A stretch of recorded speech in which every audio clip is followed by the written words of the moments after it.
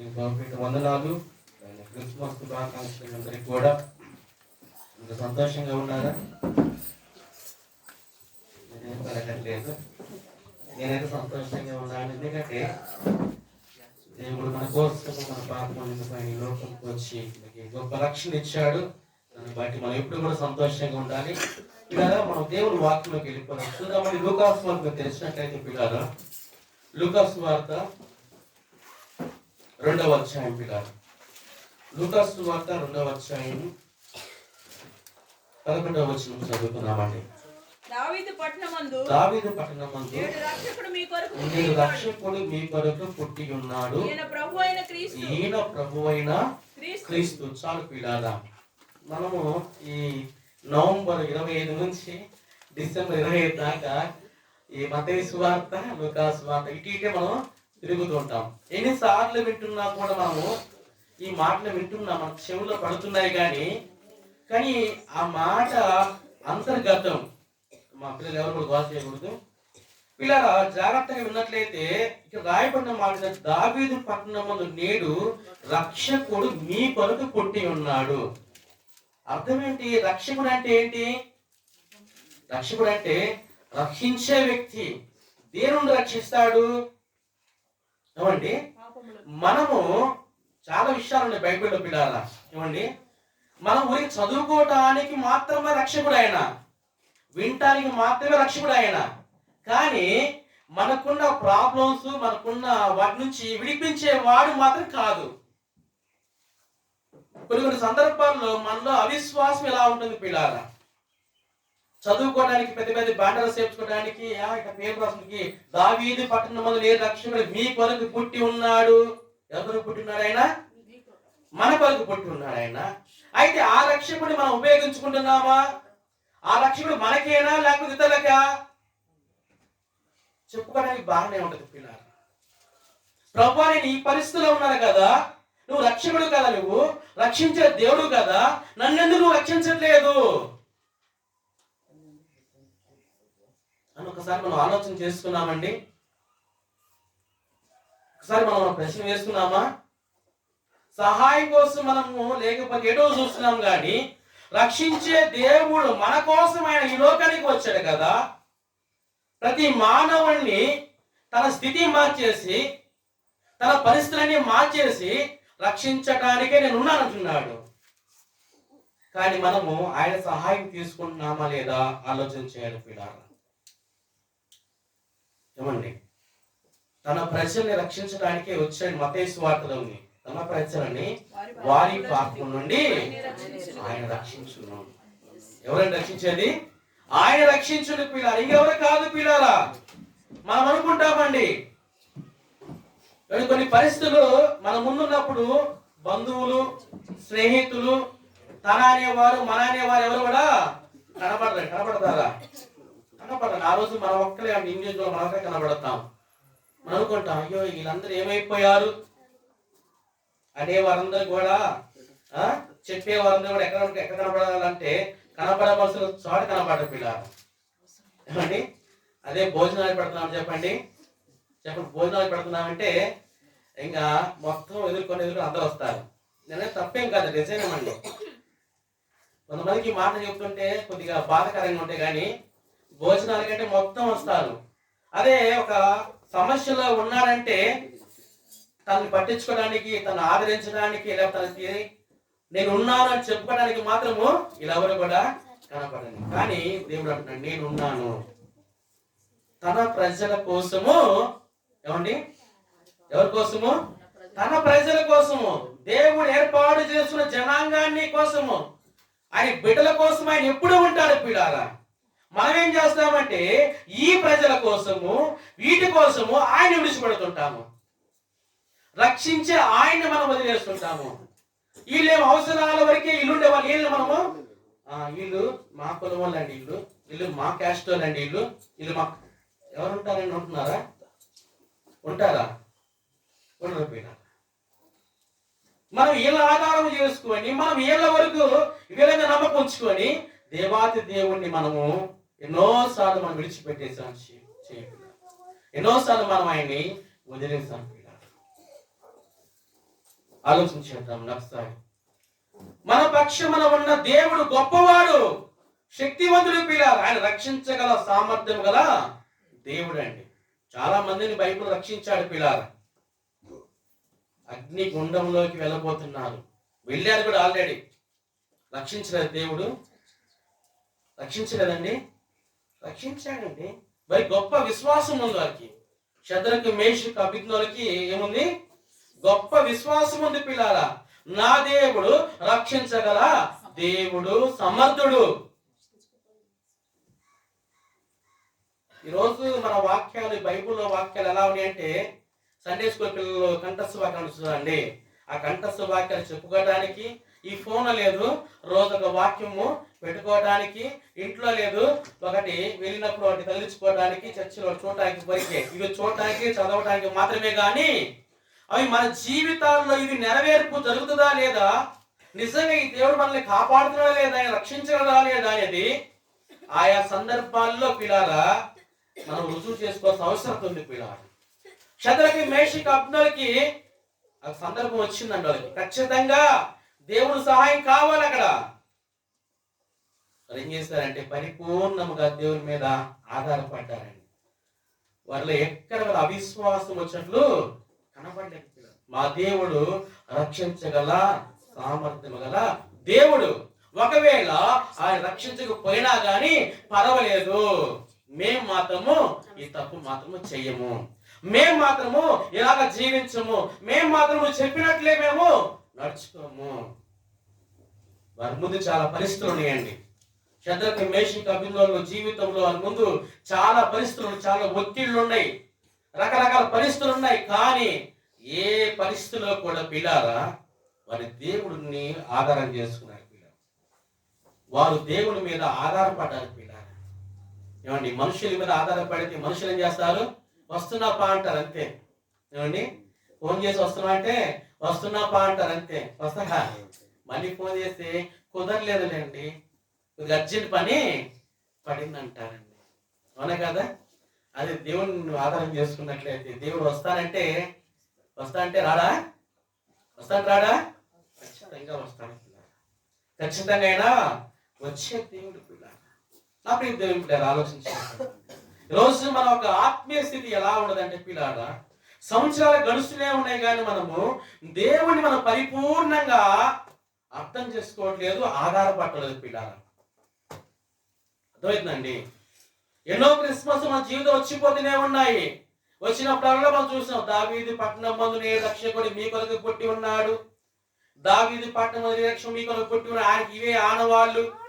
ఇవి అన్నీ ఏమైపోతున్నాయంటే పిల్లారా, ఏమండి, ఇప్పుడే బెత్లెహేములో సందడిలాగానే ఉంటుంది కానీ అర్థమైందండి, సందడిగా వెళ్ళిపోతూనే ఉన్న రక్షకుడు. అర్థమైందా పిల్లారా? సందడిగా వెళ్ళిపోతూనే ఉంది క్రిస్మస్లు. కానీ నిజంగా మనము ఈయన రక్షించగల దేవుడు. బైబిల్ అనేకమైన రక్షించాడు పిల్లారా. అనేక మందికి ఎన్నో ఉపద్రవాలు ఉన్నాయి పిల్లారా. దావీదు కుమారుడు కేక వేసినప్పుడు రక్షించలేదా?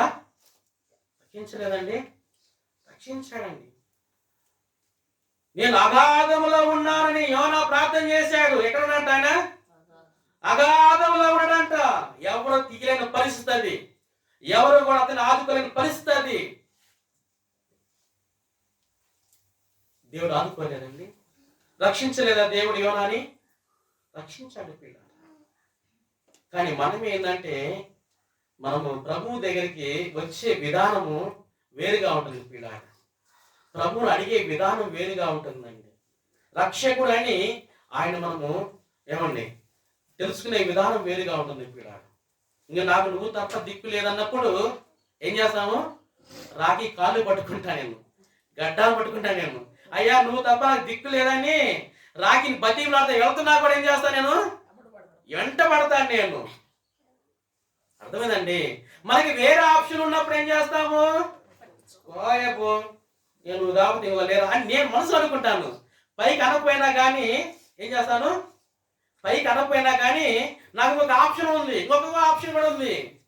4-5 ఆప్షన్ ఉన్నప్పుడు మనం ఏం చేస్తామంటే దేవుణ్ణి మనము పరిపూర్ణంగా విశ్వసించలేము, పరిపూర్ణంగా ఆయన మీద ఆధారపడము. ఆయన శక్తి నాకు అవసరం లేదు, ఈయన కాదు ఇంకొక ఆయన, అంతేనా? అదే పిల్లారా, అసలు నాకు ఈయనే దిక్కు అన్నప్పుడు ఏం చేస్తాము? అల్లు పట్టుకుంటాం పిల్లలు. బైబిల్లో మనకి లూకాసు వార్తలో ఒక విధవరాలు ఉంది. రాజుగారు చాలా మొండి కటము, ఏమండి, రాజుగారు మాట ఎప్పటి మాట వినడు. అయితే పిల్లారా, ఆ న్యాయాధిపతి వద్దకు వెళ్ళినప్పుడు ఎంతగా బతిమలాడిందండి. ఆయన అలాంటి మనసుగా మార్చుకొని ఆమె న్యాయం చేసిన బైబిల్ ఉంది పిల్లారా. ఏమంటే నాకు ఏ దిక్కు లేదు, ఇంకా ఆప్షన్ ఏనా? ఇంకా మన జీవితంలో కూడా పిల్లలు దేవుడు ఆప్షన్ అయి ఉండాలి పిల్లలు. ఆయన తప్ప ఇంకెవరు ఉండకూడదు. ఇంకా ఆయన చేయలేదంటే ఏది కూడా లేదు, ఆయన రక్షించలేదంటే ఏది కూడా లేదు పిల్లలు. నా ప్రియ దేవుని బిడ్డారా, మన దేవుడు గొప్ప దేవుడు. అయితే ఇక్కడ ఈ గొర్రెలకి నిజంగా దూతలు చెబుతున్న సమాధానం మనకు తెలిసిన విషయం ఇదే. దావీదు పట్టణంలో రక్షకుడు మీ కొరకు పుట్టి ఉన్నాడు, ఈయన ప్రభు అయిన క్రీస్తు. దానికి ఇది ఆనవాళ్ళని చెప్పుకుంటూ వస్తూ 13వ వచనం మాట రాయబడిందండి. 13వ వచనం అంటే వెంటనే పరలోక సైన్య సమూహము ఆ దూతతో కూడా నుండి సర్వోన్నతమైన స్థలములలో దేవునికి మహిమయు ఆయనకి ఇష్టలైన మనుషులకు భూమి మీద సమాధానము కలుగును గాక అని దేవుని స్తోత్రము చేయించును. చాలు పిల్లారా, ఈరోజు ఉదయకాలం అండి, ఈరోజు మనం నేర్చుకోవాల్సిన విషయం ఏంటంటే తనకి ఇష్టమైన బిడ్డలకి ఏముంటదంట? ఏముంటదమ్మా? ఏముంటది? సమాధానం ఉంటది. నేను అనుకుంటానండి, దేవుడు ఒక గిఫ్ట్ మనకి ఆ రోజు సులభం అడిగాడు. దేవుడు, అయ్యా నీకేం కావాలంటే ఏమడిగాడు? ఏమడిగాడండి? గట్టిగా చెప్పండి మీరు. జ్ఞానం అడిగాడు. జ్ఞానంతో పాటు మిగతా కావాల్సిన అన్ని కూడా ధనం ఇచ్చాడు, అన్ని ఇచ్చాడు పిల్లారా. నేను అనుకుంటా దేవుడి దగ్గర కొన్ని క్వాలిటీస్ ఉన్నాయి, కొన్ని మంచి ఉన్నాయి, మనం అడగాల్సినవి పొందుకోవాల్సినవి పిల్లారా. వాటిల్లో ఒకటి గొప్ప వరమైనతే సమాధానము. ఏంటిది? తనకి ఇష్టమైన వారి జీవితంలో, దేవుడికి ఇష్టమైన బిడ్డలకి భూమి మీద ఏముంటదంటే సమాధానం ఉంటది పిల్లారా. ఈరోజు సమాధానం లేకపోతే ఇన్నున్నా కానీ సున్నా నా దృష్టిలో పిల్లారా. ఈరోజు ఇళ్లలో ఏముంటలేదంటే సమాధానం ఉండలేదండి. ఏముంటలేదు? సమాధానము ఉంటలేదండి. పెద్ద ఇల్లు, 5-6 స్టేర్ ఇల్లు ఉంటది, దాంట్లో చాలా బెడ్రూమ్స్ ఉంటాయి, ఏమండి, వంటగది ఉంటది, హాల్ ఉంటది, అన్నీ ఉంటాయి పిల్లారా. కానీ ఏముండదు? ఏముండదమ్మా? సమాధానం ఉండదు. ఇంట్లో అన్ని వస్తువులు ఉంటాయి, ఫ్రిడ్జ్ ఉంటది, వాషింగ్ మిషన్ ఉంటది, లేకపోతే రకరకాల ఓవెన్ ఉంటది, అన్నీ ఉంటాయి. మనిషికి కావాల్సిన అన్ని కూడా వసతులతో కూడిన అన్ని వస్తువులు అంటూ ఉంటాయి పిల్లారా ఆ ఇంట్లో. కానీ ఏముండదు? శాంతి ఉండదు, సమాధానం. ఇంట్లో అందరూ కూడా అత్త, మామ, భార్య, భర్తలు, పిల్లలు అందరూ మాట్లాడుతూనే ఉంటారు ఉదయం నుంచి. నాయనమ్మ బాగున్నావా, అమ్మమ్మ బాగున్నావా, పెదనాన్న బాగున్నావా, బాబాయ్ బాగున్నావా, అందరూ మాట్లాడుతూనే ఉంటారు. కానీ ఆ మాటల్లో ఏముండదు? ఏముండదండి? ప్రేమ ఉండదు పిల్లరా. అదేనండి పిల్లారా, దేవుని ఆలోచన చేద్దామండి. దేవుడికి ఇష్టమైన వారి జీవితాల్లో ఏముండదని బైబిల్ చెబుతుందంటే పిల్లారా, ఈ క్రిస్మస్ దినమున ఏముండదంట? సమాధానం ఉండదు పిల్లారా. కానీ ఆ సమాధానం లేకుండా ఉండడానికి కారణాలు ఏంటి? ఏమండి, సమాధానము ఎందుకు ఉండలేదు మన జీవితాల్లో? సమాధానం ఎందుకు ఉండలేదండి? ఏమన్నా సమాధానం అంటే నిజంగా చెప్పాలంటే మనము కలహం లేకపోతేను, అంటే గొడవ లేకపోతేను పిల్లారా, ఇంకా ఇంకా మన మధ్యలో ఏ లేకపోతే అమ్మ సమాధానం ఉన్నట్టేనా? ఆ గొడవలు ఏం లేదు కాబట్టి మేము అందరం బాగానే ఉంటాం. గొడవలు లేకపోయినా కానీ పైకి ఏం గొడవలే ఉంటావు, లోపల సమాధానం ఉంటారా? ఉంటారా? ఉండరా పిల్లలు? నా ప్రియ దేవుని బిడ్డలారా, నిజంగా బైబిల్ చెప్తున్న మాట ఒక మాట చదువుకుందాం, చూద్దామండి. సంఖ్యాకాండం మీరు తెరవండి పిల్లలు ఒకసారి. సంఖ్యాకాండం మీరు తెలిసినట్లయితే అక్కడ ఒక చక్కటి మాట రాయబడిందండి. సంఖ్యాకాండము 6వ అధ్యాయం పిల్లల 26వ వచనం చదువుకుందామండి. సంఖ్యాకాండము 6వ అధ్యాయము 26వ వచనం చదువుకుందామండి.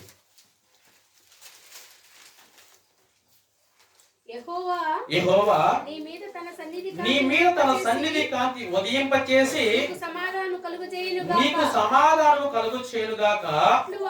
అట్లు వారు ఇశ్రాయేలు మీద నా నామము ఉచ్చరించుట వలన నేను వారిని ఆశీర్వదించుదును. చాలు పిల్లలా, దేవుడు మనకి సమాధానాన్ని అనుగ్రహించాలండి. ఆయన అనుగ్రహించినప్పుడు అన్నిట్లలో పిల్లలా, అన్ని విషయాల్లో, అన్ని రంగాల్లో, అన్ని విషయాల్లో కూడా మనకి సమాధానం అనేది వస్తుందండి. దేవుడు ఆశీర్వదించాలి మనల్ని, దేవుడు మనకి సమాధానం ఇవ్వాలి. మనకి మత్తయి సువార్తలో కూడా పిల్లరా, సమాధాన పరుచువారు ధన్యులని వాక్యం సెలవిస్తుంది. ఎవరు సమాధాన పరుస్తారండి? ఎవరు పరుస్తారు?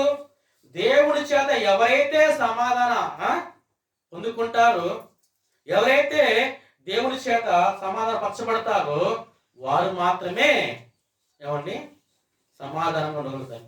కానీ లోకం చెప్పే సమాధానం వేరు ఉంటుందండి. ఏమంటారంటే పరిస్థితులు ఎలా ఉన్నప్పుడు అన్ని సెట్ అయితే ఏంటంట పిల్లలా, అన్ని సెట్ అయితే అదే వస్తుందిలే అండి. ఏం సెట్ అయితే? లోకం చెప్పే సమాధానం ఎలా ఉంటుందో తెలుసా పిల్లలా? అన్ని సెట్ అయితే అదే వస్తుందిలేండి. ముందు ఏం పోవాలంట? సమస్యలు పోతే సమాధానం వస్తుందా? సమస్యలు పోతాయి, లోపల ఉంటాయిగా అన్ని. మనం మాట్లాడుకున్న మాటలు, మనం వేసుకున్న గీట్లు, మనం వేసుకున్న అన్ని ఉంటాయిగా, అవన్నీ అడిగిపోతాయి. సమస్య పోయింది, మన ముందు సమస్య ఉంటుంది, ఆ సమస్య పోతుంది. కానీ సమాధానం రావాలంటే అది ఈజీగా రాదండి. ఇలా ఆలోచించేద్దామండి. లోకం చెప్పే తీరు వేరుగా ఉంటది, దేవుడు చెప్పే తీరు వేరుగా ఉంటది. బైబిల్ ఒక మాట చదువు. యెషయా గ్రంథం మీరు తెలిసినట్లయితే పిల్లారా ఒక మాట చదువుకున్నాం. యెషయా గ్రంథం మీరు తెలవండి పిల్లారా, 41వ అధ్యాయము. యెషయా గ్రంథం 41వ అధ్యాయం 10వ వచనంలో ఈ మాట రాయబడిందండి. భూ దిగంతో నుండి నేను పట్టుకుని దాని ప్రాణం నుండి పిలుచుకున్నవాడా, నీవు నా దాసుడు అనియు నేను నిన్ను ఉపేక్షించగా ఏర్పరచుకున్నాను. నేను నీతో చెప్పి ఉన్నాను, నీకు తోడై ఉన్నాను, భయపడకము, నేను నీ దేవుడై ఉన్నాను, దిగులు పడకము, నేను నిన్ను బలపరుతును, నీకు సహాయము చేయవాడను నేనే. చాలండి, ఇలాంట భయపడకూడదని మనతో ఉన్నాడు దేవుడు. చూడండి, దేవుడు మనతో ఉన్నాడు. మనం ఆయనతో నడుస్తున్నప్పుడు, మనం ఆయన వెంబడిస్తున్నప్పుడు పిల్లారా, మనం ఏర్పరచుకున్న దేవుడు ఆయన, మనం రక్షించుకున్న దేవుడు ఆయన, మనల్ని కాపాడే దేవుడు ఆయన.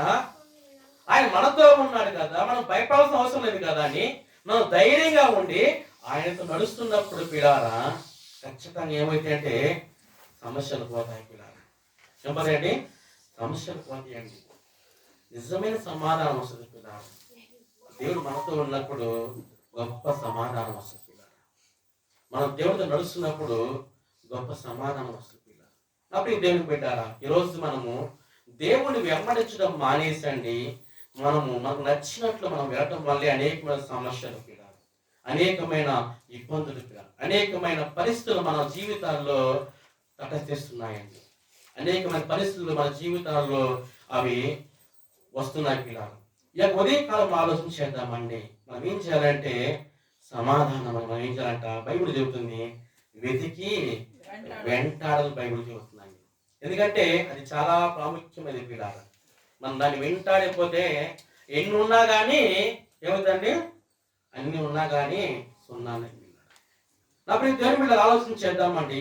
ఈ ఉదయకాలమున తనకిష్టమైన బిడ్డలకి, దేవుడికి ఇష్టమైన వారికి భూమి మీద ఏముంటుందంటే సమాధానం ఉంటుంది పిల్లలు. అందుకని బైబిల్ ఒక మాట ఉందండి, చదువుకుందాం పిల్లలు ఒకసారి. మార్కు సువార్త మీకు తెలిసినట్లయితే అక్కడ ఒక మాట రాయబడిందండి. సమాధానం నిజంగా ఎందుకు పోతుందంటే పిల్లారా ఒక మాట చదువుకుందాం పిల్లారా. మార్కు సువార్త 11వ అధ్యాయము 25వ వచనం చదువుకుందామండి.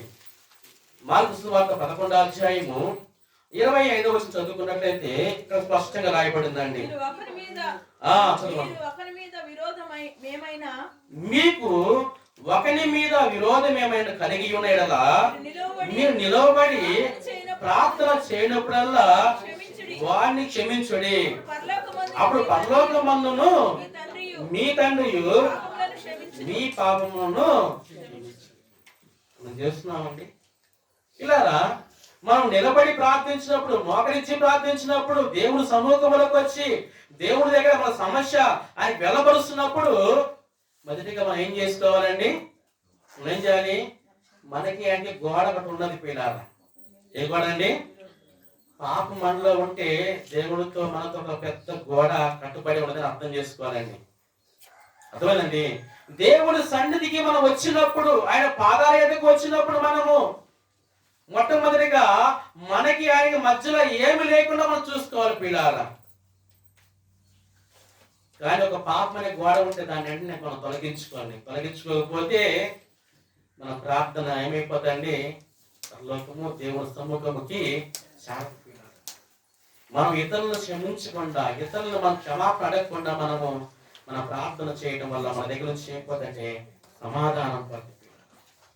బైబిల్ చెబుతుంది, ఏమని రాయబోదంటే మీకు ఒకరి మీద విరోధం ఏమైనా కలిగి ఉన్న యెడల మీరు ప్రార్థించినప్పుడల్లా ఏం చేయాలంట? క్షమించాలంట పిల్లలు. ఏమండి? అలా క్షమాపణలు క్షమించకపోయి ఆ మనసు మనలో లేకపోతే సమాధానం మన దగ్గర ఉండదు పిల్లలు. ఉదయకాలం ఆలోచన చేద్దామండి. నిజమైన సంతోషము, ఆనందము, నిజమైన సమాధానము అది ప్రభు దగ్గర మాత్రమే మనకు పిల్లలు. ఎందుకంటే ఒక మాట చదువుకొని ముగించుకున్నాము. యోహాను సువార్త మీరు తెలిసినట్లయితే ఆ మాట చదువుకొని ముగించుకున్నాం. 14వ అధ్యాయం యోహాను సువార్త 14వ అధ్యాయము 27వ వచనం చదువుకున్నాం పిల్లారా. యోహాను సువార్త 14వ అధ్యాయము 27వ వచనం చదవండి అమ్మా. నా శాంతిని మీకు అనుగ్రహించుచున్నాను. నా శాంతి నీకు అనుగ్రహించున్నాను. లోకం ఇచ్చినట్టుగా నేను మీకు అనుగ్రహించట్లేదు. మీ హృదయములు కలవరపడనీయకుడి, ఎరవనీయకుడి. చాలు పిల్లారా. ఇక్కడ బైబిల్ స్పష్టంగా రాయబడింది ఏంటంట? శాంతి అనగా మూలవాక్యం కింద రాయబడింది అంటే సమాధానం అని. సమాధానం మీకు అనుగ్రహించి వెళ్ళుచున్నాను, నా శాంతిని మీకు అనుగ్రహించున్నాను. లోకం ఇచ్చినట్టుగా నేను మీకు అనుగ్రహించుచున్నాను. లోకం అనుగ్రహించట్లేదు. మీ హృదయమును కలవరపడనీయకుడి. చాలు పిల్లారా. ఉదయ కాలమునండి నా ప్రియ దేవుని బిడ్డారా, దేవుడు చక్కటి సమాధానం ఇచ్చున్నాడు. మనం కూడా సమాధానం కలిగి ఉందామండి.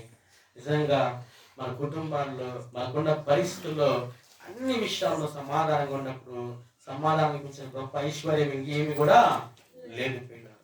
ఆ సమాధానం లేకపోతే ఎంత ఉన్నా ఏమి ఉన్నా కానీ నెమ్మది ఉండదు, ప్రశాంతత ఉండదు.